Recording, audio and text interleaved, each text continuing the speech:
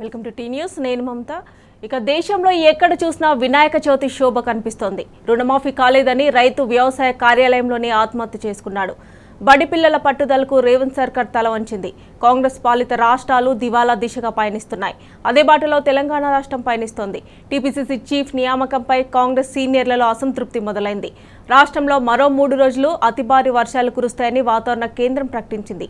ఇలాంటి మరిన్ని latest updates చూసే ముందు హెడ్లైన్స్ చూద్దాం.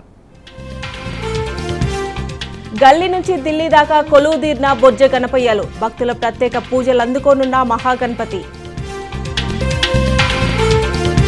అప్పుల కుప్పగా కాంగ్రెస్ పాలిత రాష్ట్రాలు. అడ్డగోలు ఉచిత పథకాలతో ఖజానాపై పెనుభారం.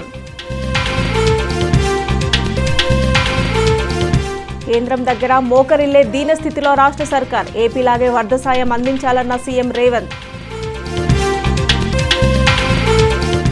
టీపీసీసీ చీఫ్ నియామకంపై సీనియర్ల అసంతృప్తి. కావాలని రేవంత్ డమ్మీ అభ్యర్థిని ప్రతిపాదించాడని ఆగ్రహం. రైతు రుణమాఫీలో లక్షల పేర్లు గల్లంతు. 31 సాంకేతిక సమస్యలను పరిష్కరించని సర్కార్. రుణమాఫీ కాలేదని అగ్రికల్చర్ ఆఫీస్లోనే రైతు సూసైడ్. సురేందర్ రెడ్డి ఆత్మహత్య కలిచివేసిందన్న కేటీఆర్. ఖమ్మం వరద బాధితులకు అండగా హరీష్ రావు. 3 లారీల్లో నిత్యావసర సరుకుల తరలింపు. తెలంగాణను వదలని వరుణుడు. మరో 3 రోజులు అతి భారీ వర్షాలు.